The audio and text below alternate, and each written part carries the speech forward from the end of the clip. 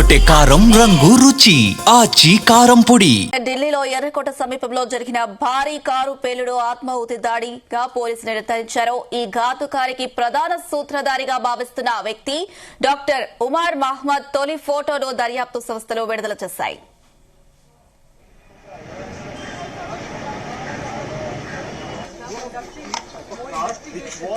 సోమవారం సాయంత్రం రద్దీగా ఉండే ప్రాంతంలో జరిగిన ఈ పేలుడులో మొత్తంగా 13 మంది ప్రాణాలు కోల్పోయారు. 20 మందికి పైగా తీవ్ర గాయాల పాలయ్యారు.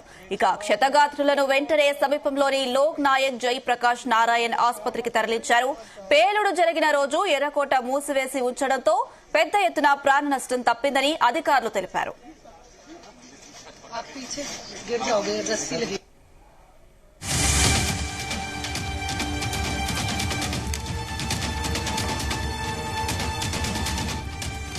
ఈ అత్యంత తీవ్రమైన పేలుడు ఎర్రకోట మెట్రో స్టేషన్ సమీపంలో నెమ్మదిగా కదులుతున్న హ్యూందాయ్ i20 కారులో జరిగింది.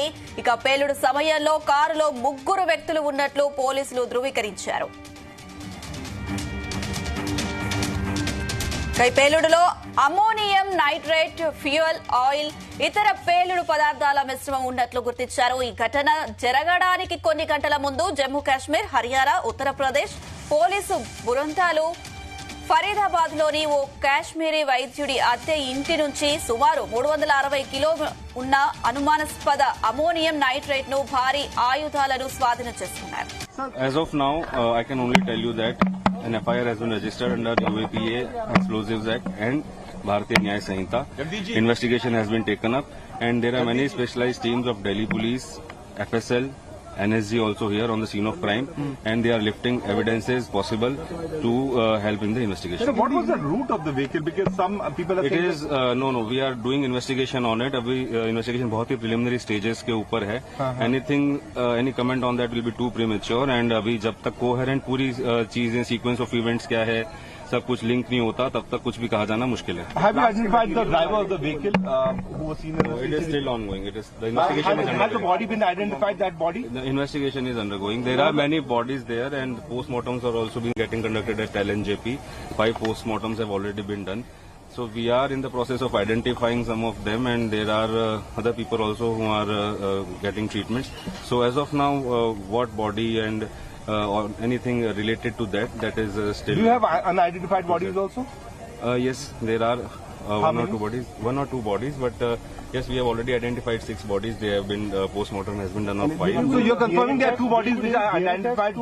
Have any family members come and? No, that is that is also preliminary because there are body parts also. So that has to be joined and that has to be logically connected with it. अभी FIR दर्ज हो चुकी है कोतवाली police station के अंदर. इसमें UAPA explosives act और भारतीय न्याय संहिता की धाराओं के अंतर्गत ये मुकदमा दर्ज कर लिया गया है. इसकी जांच बहुत ही तीव्र गति से आगे बढ़ रही है. इसमें सीन ऑफ क्राइम के ऊपर आप लोग देख सकते हैं FSL की टीम है, दिल्ली पुलिस की टीम है, NSG की टीम्स भी हैं जो यहाँ पे सीन ऑफ क्राइम को एग्जामिन कर रही हैं और उसकी ग्रिड सर्च कर रहे हैं. उसके बाहर भी देख रहे हैं कि कहीं कोई एविडेंसेस, कुछ पार्ट्स, कुछ ट्रेसेस मिल रहे हैं, उनको वो लोग लिफ्ट कर रहे हैं. उसके बेसिस पे जो आप लोग सबको पूछ रहे हो कि क्या एक्सप्लोजिव्स था, वो FSL वाले अपनी लैब में जांच करके उसकी पुष्टि कर पाएंगे. तो अभी इसके अलावा और कोई भी फैक्ट जो है वो बहुत ही प्रीमेच्योर है उसके बारे में बताना. Investigation is ongoing. There are many agencies of Delhi police and other agencies are working on it and all of that has to be collated to come. ఢిల్లీలో ఎర్రకోట సమీపంలో జరిగిన భారీ కారు పేలుడు ఆత్మాహుతి దాడిగా పోలీసులు నిర్ధారించారు. ఈ ఘాతుకారికి ప్రధాన సూత్రధారిగా భావిస్తున్న వ్యక్తి డాక్టర్ ఉమర్ మహ్మద్ తొలి ఫోటోను దర్యాప్తు సంస్థలు విడుదల చేశాయి. ఇదే అంశానికి సంబంధించి మరిన్ని అప్డేట్స్ మా ప్రతినిధి శ్రీచరణ్ లైవ్ ద్వారా అందిస్తారు. శ్రీచరణ్, ఢిల్లీలో పేలుడుకు సంబంధించిన అప్డేట్స్ ఏంటి? అనూష, ఢిల్లీలో నిన్న పేలుడు సంభవించే ముందు కూడా ఇంటెలిజెన్స్ వర్గాలు కీలక సమాచారాన్ని కూడా రిలీజ్ చేశాయి. అంటే మొత్తం ఐబీ ఎంటైర్ కంట్రీలో ఇంటెలిజెన్స్ బ్యూరో కూడా చాలా హై అలర్ట్ లో ఉంది. At the same time IB ఇప్పటి వరకు సేకరించిన సమాచారం ప్రకారం ప్రత్యేకంగా జమ్మూ కాశ్మీర్ పోలీసుతో పాటు అలాగే భద్రతా దళాల నుండి అందిన సమాచారం మేరకు లష్కర్-e-తోయిబాతో పాటు జైషే మహమ్మద్ కి చెందిన పలు ఉగ్ర దళాలు Pakistan Pakistan special services group SSG అలాగే ఇంటర్ సర్వీస్ ఇంటెలిజెన్స్ ISI ఆపరేటర్ల సహాయంతో నియంత్రణ రేఖ LOC పైన చొరబాట్ల మార్గాల ద్వారా కూడా జమ్మూ కాశ్మీర్ లో చొరబడ్డారని కూడా నివేదికలు చెబుతున్నాయని కూడా ఇంటెలిజెన్స్ వర్గాలు ధృవీకరించాయి. అయితే షంపేర్ అనే ఉగ్రవాది నేతృత్వంలోని లష్కర్ యూనిట్ డ్రోన్లను ఉపయోగించి గగనతల గూఢచర్య నిర్వహించి LOCలో బలహీనమైన ప్రాంతాలను గుర్తించి సమీప భవిష్యత్తులో ఫిదాయిన్ తరహా దాడులు లేదా ఆయుధాల రవాణాకి కూడా ఇది సూచనగా కూడా భావిస్తున్నాయి ఇంటెలిజెన్స్ వర్గాలు. అయితే ఇంటెలిజెన్స్ అంచనాల ప్రకారము పాకిస్తాన్ బార్డర్ యాక్షన్ టీంలు BATs తో పాటు మాజీ SSG సైనికులు ఉగ్రవాదులను కలిగి ఉన్న ఈ బృందాలు మళ్లీ పాకిస్తాన్ ఆక్రమిత కాశ్మీర్ ప్రాంతాల్లో విధులు చేపట్టాయని, ఇది భారత స్థావరాలపైన సరిహద్దు దాడులను కూడా అంటే there is a probability attacks on borders అని కూడా ఇంటెలిజెన్స్ వర్గాలు ఇచ్చిన నివేదికలు కూడా చెబుతున్నారు. అయితే పాకిస్తాన్ ఇటీవల యూనియన్ టెరిటరీలో ఎస్పెషలీ వాళ్ళ టెరైన్ లో కూడా అస్థిరతను ఎక్కువగా వ్యూహాన్ని కూడా మళ్ళీ అంటే మన ఇండియన్ టెరిటరీలో మళ్ళీ ఒక్కసారి కూడా ఒక అన్సర్టెనిటీ క్రియేట్ చేయాలని కూడా భావించినట్లు కూడా తెలుస్తోంది. దీనికి మేరకు ఆ SSG ఫార్మర్ ఎవరైతే రిటైర్డ్ ఉన్నారో వాళ్ళందరూ కూడా పాకిస్తాన్ ఆక్యుపైడ్ కాశ్మీర్ ఏదైతే ఉందో అక్కడ నుండి మళ్లీ కార్యకలాపాలు ప్రారంభించాయని కూడా IB వర్గాలు ఒక రిపోర్ట్ కూడా very short span with in hours లోనే ఈ IB రిపోర్ట్ అనేది కూడా బయటికి రావడం గమనార్హము. అయితే 2025లో అక్టోబర్లో POKలో జరిగిన ఉన్నత స్థాయి సమావేశాల్లో కూడా జమ్లత్ ఇస్లామీ హిజ్బుల్ ముజాహిద్దీన్లతో పాటు ISI ఉన్నతాధికారులు కూడా అంటే ఈ రోజు నవంబర్ 14వ తేదీ అక్టోబర్ 25వ తేదీ పోయిన నెల ఈ సమావేశం జరిగిందని, ఇది కూడా అక్కడ POKలోనే ఈ సమావేశం జరిగిందని కూడా IB వర్గాలు ధృవీకరించాయి. దీంతో పాటు అంటే ఒక సస్పీషియస్ కమ్యూనికేషన్ ద్వారా ఈ సమావేశాల్లో ఉన్న ఉగ్ర కార్యకలాపాలను తిరిచి చురుగా మళ్ళీ రీయాక్టివేట్ చేయడం, అంటే ఇప్పుడు ఎవరైతే స్లీపర్ సెల్స్ ఎవరైతే ఉన్నారో మనం నిన్న కూడా చర్చించుకున్నాం, ప్రత్యేకంగా పాల్గామ్ ఉగ్రదాడి తర్వాత స్లీపర్ సెల్స్ ఎంతమంది ఉన్నారనే దానిపైనే ప్రత్యేకంగా NIAతో పాటు భద్రతా దళాలు కూడా జమ్మూ కాశ్మీర్ లో ప్రధాన ఫోకస్ పెట్టాయి.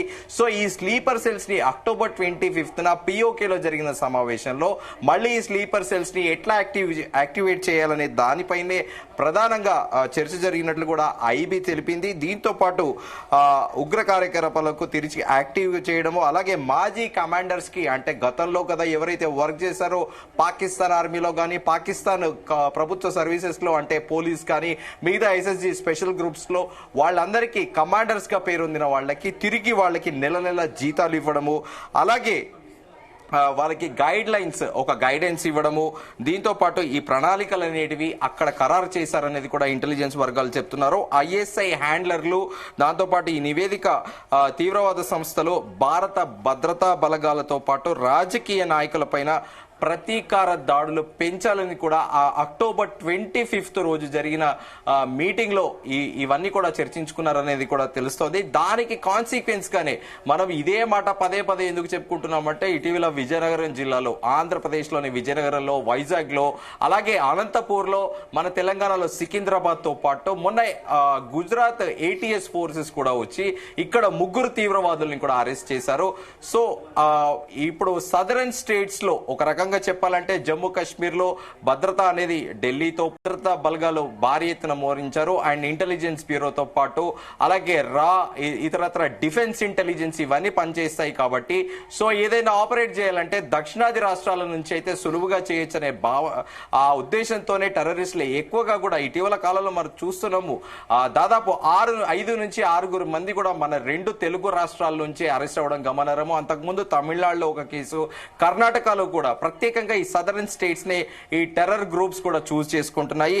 సో దీనిలో భాగంగానే నిన్న ఢిల్లీలో జరిగిన దాడి I-20 కార్ లో ఈ ఆత్మాహుతి దళమే దీనికి ప్రయత్నించిందని కూడా చెబుతున్నారు. సో దీని వెనకాల ఖచ్చితంగా లష్కర్ ఎ తోయిబా లేకపోతే జైషే మహమ్మద్ వంటి ఉగ్రవాద సంస్థలే ఈ పని చేయించాయని కూడా ప్రస్తుతం ఇంటెలిజెన్స్ వర్గాలు కూడా భావిస్తున్నాయి. అయితే నిన్న సాయంత్రం రద్దీగా ఉండే ప్రాంతంలో జరిగిన ఈ పేలుడులో మొత్తం దాదాపు 17 మందికి పైగా ప్రాణాలు కోల్పోయారు. చనిపోయారు. 20 మందికి పైగా కూడా తీవ్ర గాయాలయ్యాయి. అయితే ఈ రోజు ఉదయమే ఎవరైతే ఈ దాడుల్లో తీవ్రంగా గాయపడ్డారో అలాగే చనిపోయిన వారికి కూడా అక్కడ పోస్ట్ మార్టం నిర్వహిస్తున్నారు. ఒక్కొక్కరిగా ఫ్యామిలీ మెంబర్స్ వస్తే ప్రస్తుతం అక్కడ వాళ్ళ డెడ్ బాడీస్ ని కూడా ఫ్యామిలీస్ కి అప్పజెప్తున్న పరిస్థితి అయితే ఢిల్లీలో ఉంది. అలాగే దీంతో పాటు ఈ అత్యంత తీవ్రమైన పేలుడు ఎర్రకోట మెట్రో స్టేషన్ సమీపంలో మెల్లగా కదులుతున్న ఆ హుందై i20 కారులో కూడా జరిగింది. పేలుడు సమయంలో కారులో 3 వ్యక్తులు ఉన్నట్లు కూడా పోలీసులు ధృవీకరించారు. దాంట్లో ఒక అతను మాస్క్ కూడా పెట్టుకున్నాడు. అయితే ఈ పేలుడులో అమోనియం నైట్రేట్, ఫ్యూయల్ ఆయిల్, ఇతరత్ర పేలుడు పదార్థాలు మిశ్రమం ఉన్నట్లు కూడా గుర్తించారు. ఈ ఘటన జరగడానికి కొన్ని గంటల ముందు జమ్మూ కాశ్మీర్, హర్యానా, ఉత్తరప్రదేశ్ పోలీస్ బృందాలు ఫరీదాబాద్ లో ఒక కాశ్మీరీ వైద్యుడి ఇంటి వద్ద సుమారు 360 కిలోల అనుమానాస్పద అమోనియం నైట్రేట్లు కూడా భారీ ఆయుధాలు కూడా స్వాధీనం చేసుకున్నారు. Anisha right Sricharan, thank you.